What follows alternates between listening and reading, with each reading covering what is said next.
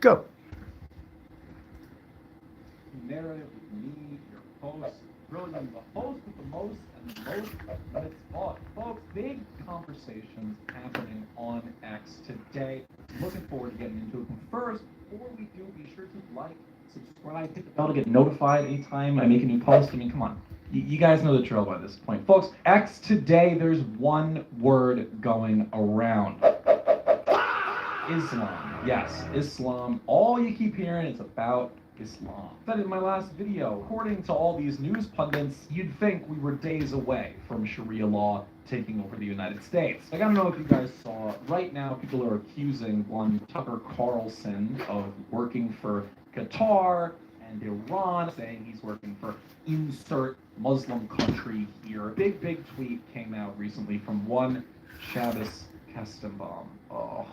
The day I never have to mention Shabbos Kestenbaum's name is the day I can die happy. Shabbos Kestenbaum is everything I hate about modern America. And I try not to be a hateful guy. I really don't consider myself as such. Oh, man, he makes it so easy just to hate him. I mean, he tweets out this whole spiel at the time of filming, 1.2 million views, claiming that basically there was some plot to take over the government by the Iranians. And so something of note here, Shabbos Kestenbaum obviously is a specifically Chabad Orthodox, about the Orthodox tradition, is a huge emphasis on the Talmud, more specifically something called the Gemara, which we'll get into. But it seems people are talking about the Talmud, and all the replies on this are immediately saying to Shabbos Kestenbaum, well, hey, wait a minute, you believe all sorts of funky stuff. You believe all sorts of weird shit. And I've seen people speak about the Talmud, but no one's made a video explaining what it actually is, what's actually in it from like an unbiased perspective. So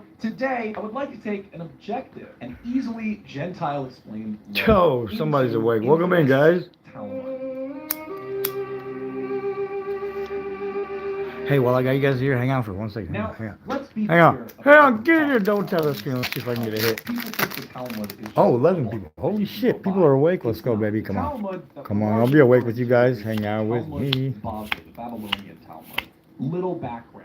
So Talmud itself is Fucking nothing. No worries. Get in there, motherfucker. Subscribe. My voice cracked a little bit. Everything starts with the Mishnah. Like Now, a bitch. Jewish tradition holds that when Moses received the Ten Commandments at Mount Sinai, Yeah, he he did. also received the Mishnah, the oral law. Get in there, guys. Double tap that screen for me, please. I'd appreciate it. I love you forever. The oral law is the passed down oral tradition of the Jewish people. It's more extensive and expansive than obviously the Ten Commandments. It's believed to have been upheld by the priesthood, the Kohanim. If you have ever met someone with the last name Cohen, that's the priestly bloodline. If in modern day you have the last name Cohen, your ancient ancestors were part of this priesthood. Now, obviously, 70 AD, Jews get expelled from Jerusalem, and the temple no longer stands. So what originally was held solely as an oral law being passed down and around in the temple, that can't exist anymore. So a bunch of the original chief rabbis got together and decided to write it down into a proper compilation called the Mishnah. Now let me note, there's one Mishnah, okay? One Mishnah. It was written basically 200 AD, written by a guy named Judah Hanasi, or Rabbi Judah the Prince, very important chiefly rabbi in Jewish history. The Mishnah itself is specifically split into Sederim and covers the 6 mainstays of life: agriculture, festivals, marriage and family law, civil and criminal law, temple rituals, and purity laws. Now, the Mishnah itself, this isn't really what we're worried about. The Mishnah itself is actually pretty basic. It's not nearly as long as the Gemara. It's like pretty basic stuff. It just reads as kind of religious rules. What people are specifically interested in is what happened with that. So the Mishnah gets written. Fast forward now a couple of hundred years. This is the basis of Jewish life. You have to understand Rabbinic Judaism, that's like the full name of Judaism. The idea that Judaism is diet Christianity or it's Christianity without Jesus, that's not the case. That's No, a not very, even close. very popular misconception. It is its own thing entirely. It's very, very different from how we believe. Judaism is a rabbinic tradition, meaning it's a legalistic tradition. This is why it's easier to identify modern religious Jews with the Pharisees or Sadducees than it is to, reference them to being the early Christians. Most simple way you can break it down is that they believe that Moses gave the law. When I say the law, I mean this grand overarching thing about every single aspect of life. Everything they do has to be seen from a perspective of the law. This is actually why historically their literacy rates were very high, and they made All right, welcome in, guys. Because their religion is basically Learning about the Talmud. law, Learn with me. law, Get in here. And then debating law. This is the center of their faith identity. Oh, 25 people. Hey, come on, hit that like, guys. Come on, 25 people. Let me see if I can get a hit out of this phantasmal flame. Come on, guys. I'll let you have the code card. Now, there are two. Oh, if you guys have that, hit that. There's Double the tap one that from screen. Come on, guys. Jerusalem and the one from Get in there. Now, the one from Jerusalem, which has now been Nobody put together as is the gonna remember that Jerusalem fucking Talmud, card. so the Mishnah Damn. plus Jerusalem's Gemara. Not that Couple big. EXs That's tonight. not the Some one we're really bullshit. talking about. Obviously, it's not that big because they didn't stay in Jerusalem. This is number one They didn't bullshit. have a permanent presence there.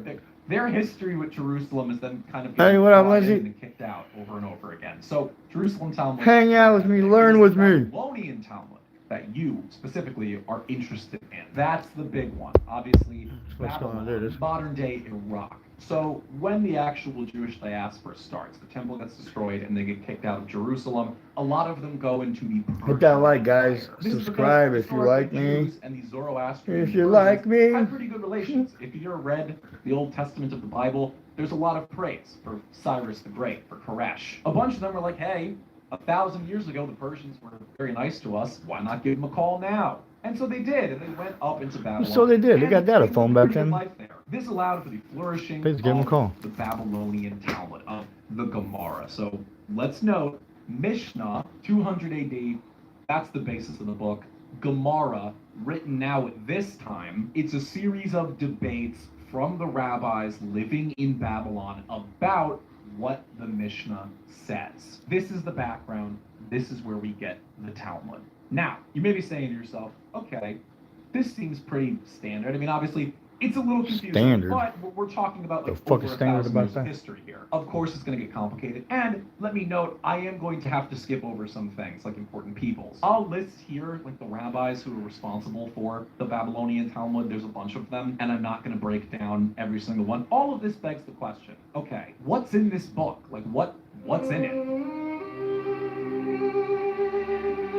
That's some good music right there. Now, That's the a Talmud banger. Bavli, the Babylonian Talmud, this document that we're talking about, it's organized like the Mishnah, where it's put into 6 parts. The 6 Sederim, like I talked about before. However, now, those big 6 are split into 63 tractates, or in Hebrew, Mesachtot. Let's recount 6 Sederim, 6 big major orders, 63 tractates. Now, the 63 tractates are the debates. It's like copies of the debates that occurred. I'll list them here on the side. We're not going to read every single one. That would be crazy. And come on, that's not why you're here. I know why you're here.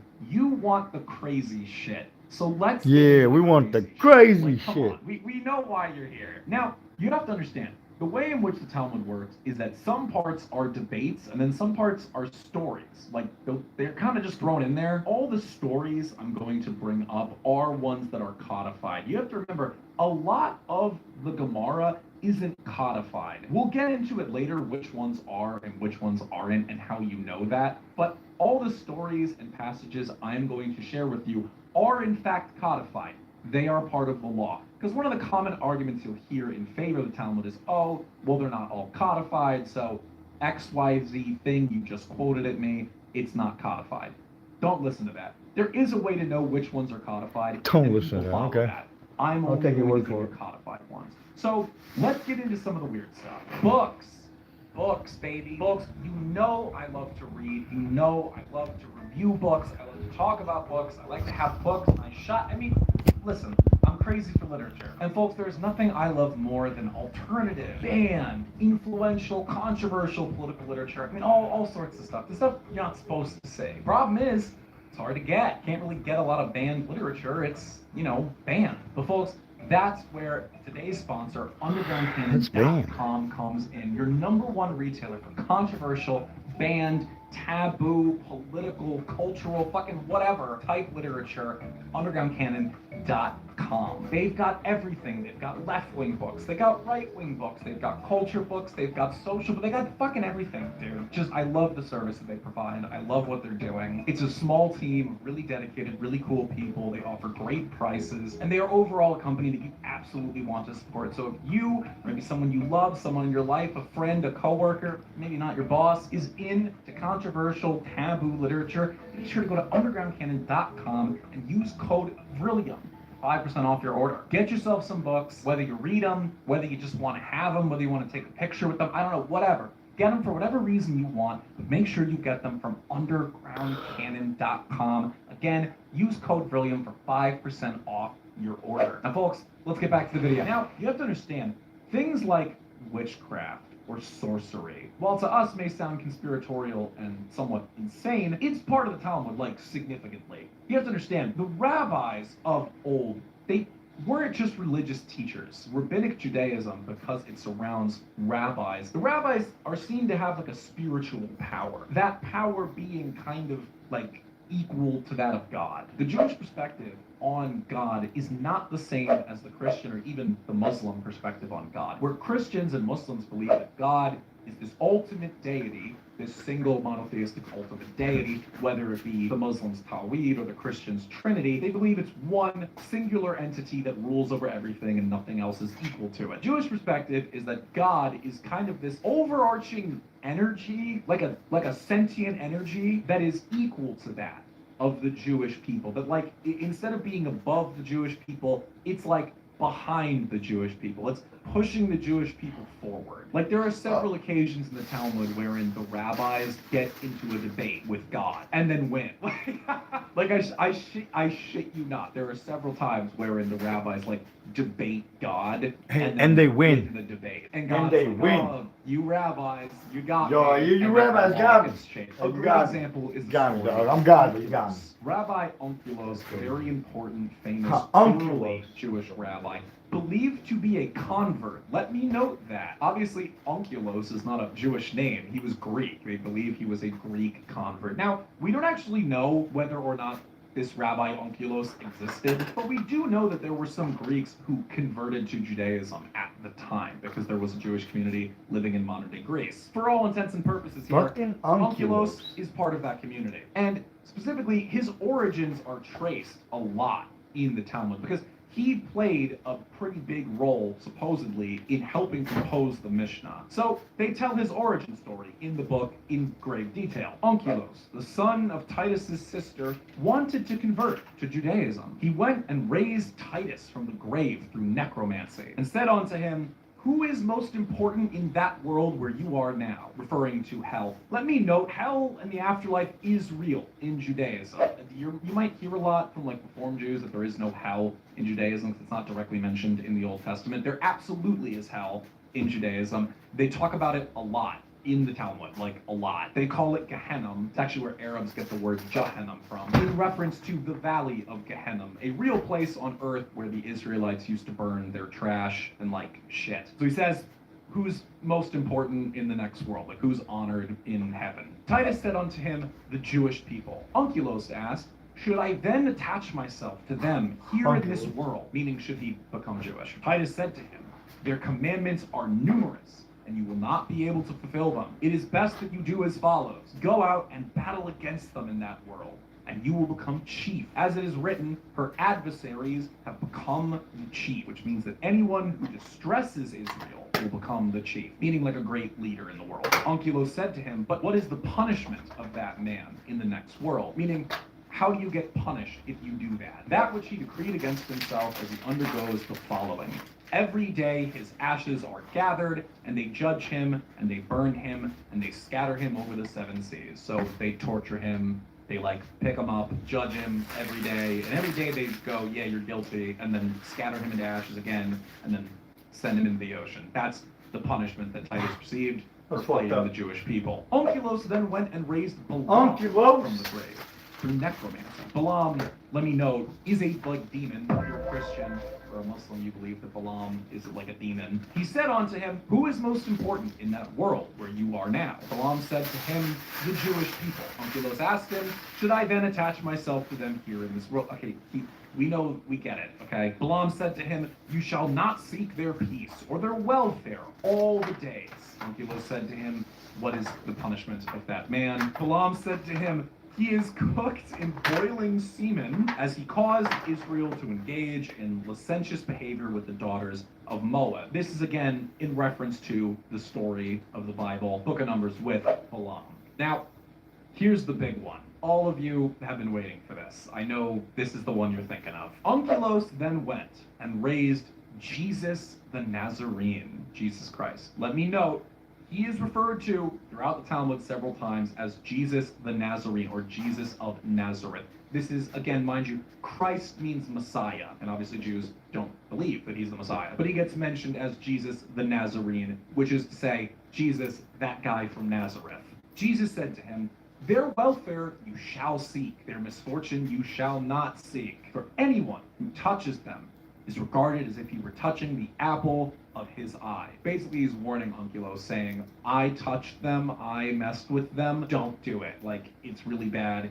They are the apple of his eye. They are God's favorite. Onkelos said to him, what is the punishment for you? Jesus said to him, he is punished with boiling excrement. As the master said, anyone who mocks the words of the sages, the rabbis, will be sentenced to boiling excrement. And that was his sin, as he mocked the words of the sages. The Gemara then comments, come and see the difference between the sinners of Israel and the prophets of the nations of the world. As Balaam, who was a prophet, wished Israel harm, whereas Jesus the Nazarene, who was a Jewish sinner, sought their well-being. Now, that's important to note, because they're saying here, Balaam actively tried to hurt Israel, the Jewish people in the Bible, and he's punished. Now, they claim that Jesus was seeking the well-being of Jews, but he was wrong. He wasn't the Messiah, and he was wrong, and he made fun of the rabbis, or really, he questioned the rabbis in trying to do what was right. Hey, thanks for the thumbs up. Appreciate it. Which was the worst What up, Bus thing Back? you It's you, could bro. do, and that's why he receives the worst punishment of all. So yes, they do, if you've heard that they believe he's boiling and shit, yes. Not only do they believe that specifically because he questioned the rabbis. The questioning that's being referred to here, if you read the New Testament, you know, when Jesus speaks to the Pharisees, he who is without sin shall cast the first stone, all that, Cleaning that is what they're referring to. Because he did that, Jews believe he is burning in like a pot, I guess, of boiling shit. Reading and learning. What the fuck? And that's a proper response to have to such a shocking piece I had of like information. 50 people in here a little bit ago. It has was to be crazy. Noted and They jumped me. Jesus, Wow. again, is not seen as the Messiah. And again, to question the rabbis, i.e. to question those who deemed him not the Messiah, is considered a very, very grave sin. Because like I said before, they believe that the rabbis kind of harness the power of God, that God is behind the rabbis, that God uplifts the rabbis. The rabbis, very, very important. You can't question them. If you question them, you're out. That's the Talmud, man. Like I told you, they believe in like magic and they believe in all this kind of like folksy stuff. Another great example of this kind of narrative structure is how they speak about Jesus, and more specifically, his mother.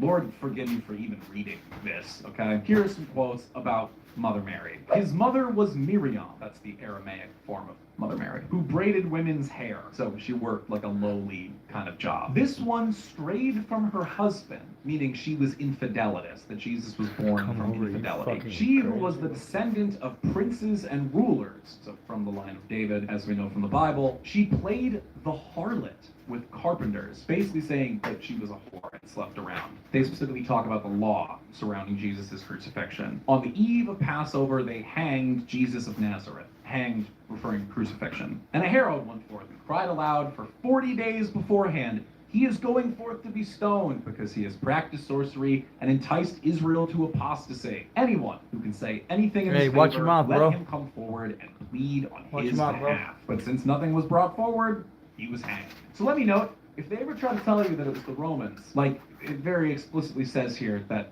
they did it, that he was hung on Passover for questioning the rabbis. And there's so many quote, like, dude, I don't want to sit here all day and just read you the Talmud, because that's not the point of the video. The point is to understand like what it is and what these people believe. With all that being said, these are all pieces of law and pieces of narrative. So how do we know what is real and what isn't real? How do we know what is accepted by these people and what isn't? This is where we enter a very important figure called Maimonides.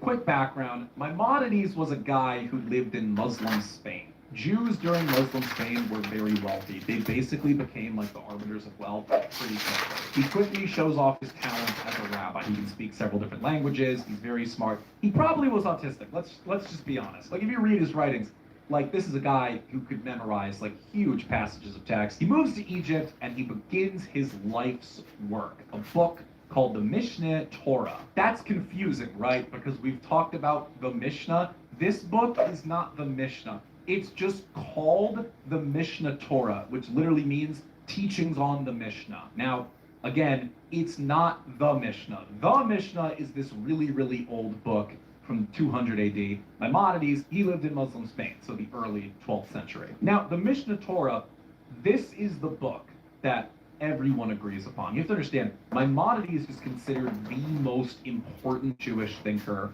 ever.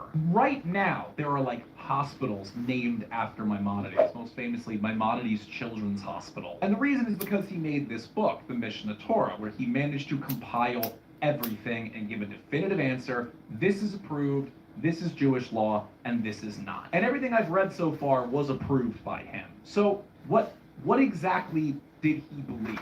Maimonides was most famous for his sheer disdain for Christians. It cannot be stressed how much Maimonides fucking hated Christianity and specifically hated Christians. I'll give you some quotes from him. In the Mishneh Torah, Law of Kings 11:4, he writes, Jesus of Nazareth, who imagined that he was the Messiah, was executed by the court. He caused Israel to stumble and destroyed many. May his bones be crushed. Every single time that he refers to Jesus in the Mishneh Torah, I'm gonna say that about follows Jesus. it up by saying, may his bones be crushed. Like every time. This is because Maimonides believed if you said the name Jesus, it had to be used as a curse. You can't use it as a name. This is actually why you don't meet Jews today with the name Yeshua or Yehoshua or really any of the forms of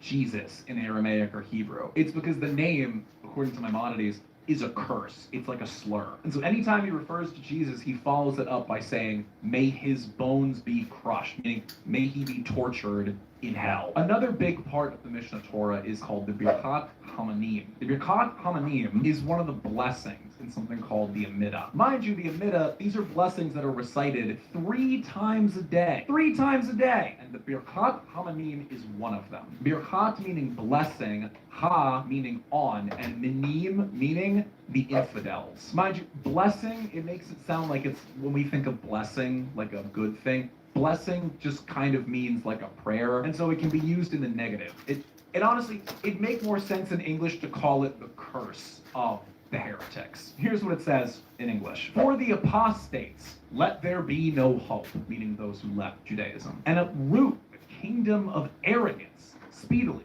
in our days, referring to Rome, or referring to like Christian kingdoms. May the Nazarenes, that's the Talmud word for Christian, because like I said, they don't call him Christ, because they don't believe he's the Messiah. They don't refer to Christians as Christians, because that means to follow the Christ. So they call Christians Nazarenes, meaning people who follow the guy from Nazareth. May the Nazarenes and the infidels, Minim, perish as in a moment. Let them be blotted out of the book of life and not be written together with the righteous. You are praised, O Hashem, who subdues the arrogant. Now, let it be known, Maimonides, he didn't write this. This is kind of like synthesized together from writings from before. But not only does he codify it, he says, this is like the most fucking important thing you can say. You need to say this 3 times a day. Like this is, he says, if you pray this every day, that's the best thing you can do. Now, you may be saying, wow, that's a lot. Why does this matter? Well, all of this synthesizes down in today what these people believe in modern times, to very bluntly dispel the myth of Judeo-Christian. Like I said in the beginning of the video, we commonly hear the idea that Judaism is just diet Christianity. That it's Christianity, the Old Testament, but just, without the New Testament. That's all it is. And that the religion of Judaism is the same as the religion of people like Solomon, of people like Jesus. But no, this is the basis of the religion. Every single synagogue has a copy of Mishnah Torah, because it's the codified, simplest version of what is accepted in the law and what isn't. All of this is to say that the religion is not derived from the Old Testament in the way that we derive faith in the Old Testament. We see the Old Testament as the story of this wise people who were guided by God, and all of it leads up to the birth of Christ, who then redeems humanity. That's not how they view it. They believe that the Old Testament people are their literal ancestors, and that the story is still going on. The story never ended, and that the rabbis, now that's what's important, because the rabbis are supposed to guide the people, because God provided the law and now stands behind Israel, behind the Jewish people, and pushes them forward. This is the Talmud. Well, folks, that is going to do it for us today on this episode of The Narrative. I hope you enjoyed. Crazy stuff, man. I'm hoping this can do as well as my Chabad video. I'd argue that this is significantly more important than my Chabad video, because the Chabad, Chabad's one group. This is like, how we read the Old Testament and read that every knee shall bow, every tongue shall confess about the Messiah, and we know that's about Jesus, and we see that as a positive thing. Yeah, they believe that every knee will bow and every tongue will confess, because they're going to force you. That's a dope-ass intro. Folks, welcome back to The Narrative with me, your host, William, the host with the most and the most chutzpah. Folks, today we're talking about something actually kind of serious. Tucker Carlson was slammed today by the usual suspects for his criticism of Chabad Lubavitch, the Hasidic organization located in Brooklyn. Chabad is a sacred cow for these people. You don't fuck with Chabad. Chabad is it's like the mafia of the Jewish world. I mean, Chabad is like a serious organization. These are not good guys, and these are not guys who take lightly to criticism. So today, here's William making a video criticizing them. Folks, let me know right now, I have no intent to harm myself. Any photo of me in a compromising position, it's either AI or I don't apologize for it. Got nothing on me that ain't already out there, so let's get after it, folks. Let's take a look at this clip. So how exactly did the IDF, the Israel Defense Forces, the military that the U.S. taxpayer pays for, that lots of wealthy Americans send money to friends of the IDF, how did all these guys wind up wearing patches suggesting the point of this war was the destruction of one of the holiest places in Islam and the rebuilding of a temple that is totally anathema to Christianity? Like, how did this happen? Well, there are a lot of ways it happened. The main way it happened is because no one in the United States noticed, because it's such a secular place, and as noted, we have eyes but can't see and ears and can't hear, but this has been going on a long time in public through, in part, the efforts of a group called Chabad, Chabad, and you may know people who give money to Chabad or run Chabad, super nice people, engaged in all kinds of charitable activities, drug rehab. There's a lot about Chabad that's really good. But what is Chabad exactly? Well, Chabad, you can look it up, is a very old organization, about 250 years old. And it's a branch of Hasidic Judaism. It's an organization that was overseen for many years by a guy called Rabbi Menachem Schneerson, who was famously in Brooklyn, considered the Messiah by some of his followers, who was a friend of presidents, or certainly someone presidents visited. He was a very powerful man in the Orthodox and the Hasidic community. And he was the overseer of Chabad, which predated him and outlasted him. Hey, what's up, guys? Get in here. Hit that like. Ambassador. And Chabad fucking cleaning my studio and fucking learning. In a pretty subtle way, unless you look carefully, for the reconstruction of the Third Temple. And it seems like, from the reading we did recently, that those patches actually came from Chabad. In any case, Chabad is pushing for the building of the Third Temple. It's good, but he could go deeper. The story behind Chabad is a lot more sinister, it is a lot more disturbing, and it's a lot more influential than anybody would admit to you. But luckily you have me, Brilliant, a guy who was raised directly next to them. As you can see, I'm from the beautiful state of New Jersey, specifically the part of New Jersey that's next to New York City. I know Chabad really, really well. And so now I'm going to expose them for you. Folks, before we get into all that, be sure, like, subscribe. I want to do a quick intro because I'm really looking forward to this one. I don't even have a script. I'm just ready to go on this one. Now, Chabad was founded in what's modern-day Belarus in the 1700s. This kind of requires you to understand what Hasidism is. I mean, I've made clips about it before. Hasidism is basically this very ultra-Orthodox sect of Judaism. You know, the guys with the funny hats and the curls, those are Hasids, usually. That's basically what it is. Hasidim is just like a grander movement. Saying Hasidism is kind of like saying Christian. Like there's a lot of different ways you can skin that cat, or I guess sacrifice that chicken. More on that later. But we are focused today on Chabad, which is a dynasty. Basically, all of the Hasidic dynasties are like these families of influential rabbis from like hundreds of years ago that have continued into today and have codified their own rules, their own beliefs, their own legal perspectives in terms of like religious law. This is basically how Hasidic Judaism is organized. And so Chabad is a Hasidic dynasty started by a guy that they call the Alter Rebbe. Rebbe being like a supreme rabbi, Alter literally meaning old. So the old supreme rabbi. And his whole bit was he took Kabbalah, Jewish mysticism, Jewish magic, right? That whole belief you might have heard of. That's some deep schizophrenic territory. That's a whole other video. But the whole bit about Chabad is he took Kabbalah and he took the very legalistic, rational, kind of like scholarly perspective found in Eastern European Jewry at the time and combined them. And that's how Chabad was created. Now, Chabad itself is an acronym. It's just the Anglicization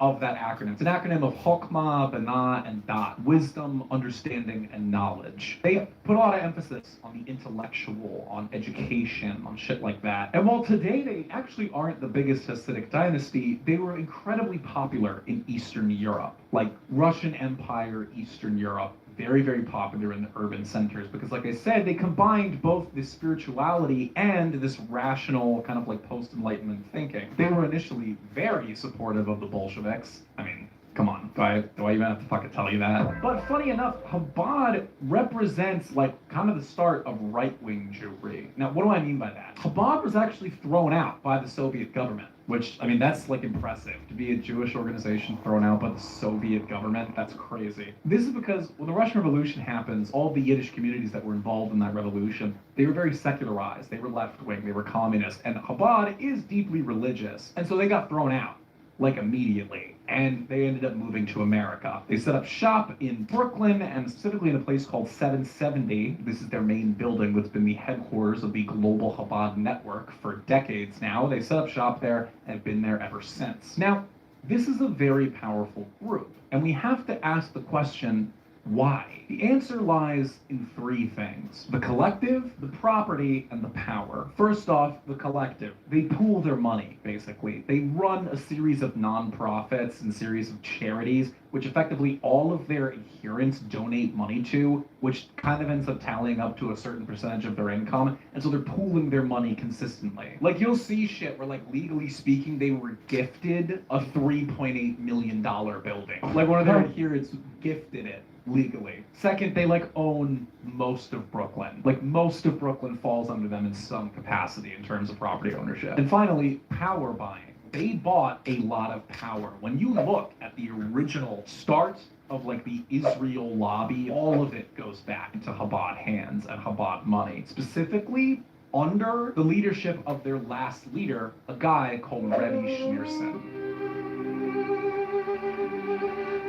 Rebbe Schneerson was the last Rebbe, the last leader of Chabad, arguably the most influential Jewish figure of the 20th century. Born in 1902, died in 1994. Remember when I talked about the whole getting kicked out by the Soviets? He was one of the people who was kicked out. He was a child at the time. Basically, in the 1950s, he marries in to the Chabad lineage and becomes the leader. Now, the Rebbe's job was that of like a supreme rabbi. He kind of oversaw everything. But what made Schneerson different, which would go on to ultimately make Chabad different, is his emphasis on outreach. Yes, what makes Chabad so famous and makes Chabad so interesting is the fact that they engage in something called Karav Rechokim. Hebrew pronunciation isn't that good, please forgive me, but it literally means drawing those who are distant near or back to this sort of like Hasidic old school belief. You have to understand, when we first started letting Jews into this country en masse, they were coming from Eastern Europe and Eastern Germany, like that whole region. Basically, all of them were Hasidic, or they were some form of Orthodox, like they were adjacent to that, literally all of them.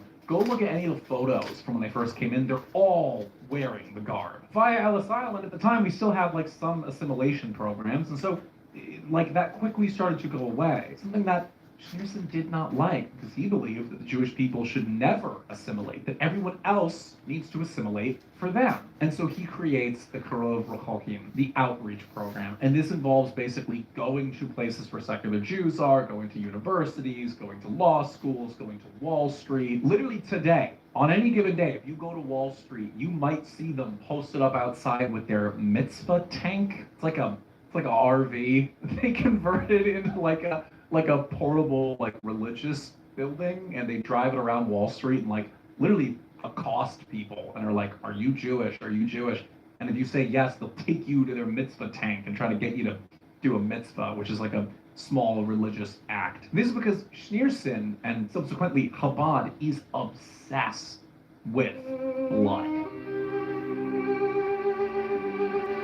Now, what do I mean when I say obsessed with blood? That sounds a little crazy. No, I'm not saying they grab small, precious children and use their blood as ketchup. No, they are obsessed with genetics. They are obsessed with the idea that they are a people and that all of them need to be brought into this specific belief. Actually, one of their slogans, of which there are many, is Hashem needs every yid. I shit you not. Like, go to one of their areas, they will have bumper stickers that say, Hashem needs every yid. Hashem, God, that's what they call God. They believe that every single Jew, whether secular or not, needs to come join them and their beliefs and Hasidism in order for things to be good. Because Chabad is super focused on genetics, and it's super focused on eschatology, on the end times. This is because they believe those two things are linked. They believe that when they get enough Jews and they get enough of them on their side, and they're able to rebuild the third temple, then the end times come, the Mashiach arrives. This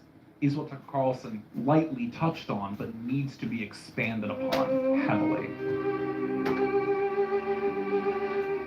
The main slogan, the main thing that they say in all of their prayers in Chabad is Mashiach now. Mashiach is the Hebrew anglicization of Messiah. So they're basically saying Messiah now. Because mind you, Jews don't believe Jesus was the Messiah. They believe that Jesus was a false Messiah, that he was a bad guy. So Chabad is included in that. They really don't like Jesus. More on that later. But they believe firmly in the idea that they need to rush the end times, that basically the Messiah is only going to arrive if the Jewish people push for his return. Like, he's not going to show up on his own. They got to make him do it. And the way by which they do that is by basically eradicating idolatry from the world and bringing Jews back into their Orthodox beliefs. So this is the background of Chabad. But we have to ask ourselves, what is the goal? Like, we can see they're doing these big things, doing big shady things, but why are they doing it? What is the ultimate end goal here? Are they just doing it for fun? Does the White House just like have really good matzo ball soup? I don't like, what's the goal? Sadly, the answer is fucking terrifying. In order to understand Chabad's modern goals, we have to dive a little bit deeper into their beliefs. Before we start, all the goyim brained out there, turn off this video. It's not for you, okay? I'm going to be honest. If there's one compliment that I can pay to Chabad, it's the fact that their like theology and their beliefs very complicated and very intellectual. I kind of understand why they would look like mega church Christians and call them goyim. This stuff is like deep, honestly, deeply schizophrenic. I'm fairly certain the first guy, the Alter Rebbe, was just schizophrenic, and these people just claim what he believes as gospel. This stuff is like super, super deep. I mean, all of Hasidism is like really, really deep. It's Kabbalah. I'm gonna try and make this as simple as possible for my like Goyim ass audience. You know what? Let me just give like a Goyim friendly summary. Okay, 1 second. Jew guy, not good. Rabbi, bad rabbi. No, bad rabbi. Jesus, good. Now that we've covered that and let's get to the Gentile brained action here. The main scriptural text of Chabad is called the Tanya. It was written by the Alter Rebbe. It's considered his masterpiece. It is this, like I said, deeply schizophrenic combination of Kabbalah and like rational logic that creates the Chabad eschatology and the Chabad theology. They cover basically every aspect of life, but what's important here is their understanding of the end times and their understanding of their relationship to us, the Gentiles. One of the main beliefs of Chabad is that there is a profound difference between the Jew and the Gentile, specifically found in their souls. They believe that every single Jew, by virtue of blood, possesses something called the Nefesh Elokit, literally divine soul or godly soul. Basically, everything we think of when we say the word soul, that's Nefesh Elokit. But only Jews have that. They believe the rest of us have something called the Nefesh HaBehamet, animal soul, that we look like people, but we aren't people, that we're driven by our impulses, we're carnal, we need to be guided by those who have Nefesh Elokit. Think of it as base and superstructure, ego and id, right? Like they believe that they are enlightened, that they have this capacity to be enlightened, and that we are just kind of animated by our instincts, that we're carnal, we're fleshy, that we're not to be trusted with ourselves. You might have heard the phrase tikkun olam, which is a central Jewish concept of like their relationship with God, that Jews have a responsibility for tikkun olam, to repair the world. That the world is like fundamentally broken and we're fundamentally away from God because we have original sin, like in Christianity, but they don't believe that Jesus Christ cleans us of our sins. They don't believe that Jesus Christ ended all that. And so they believe it's the job of the Jewish people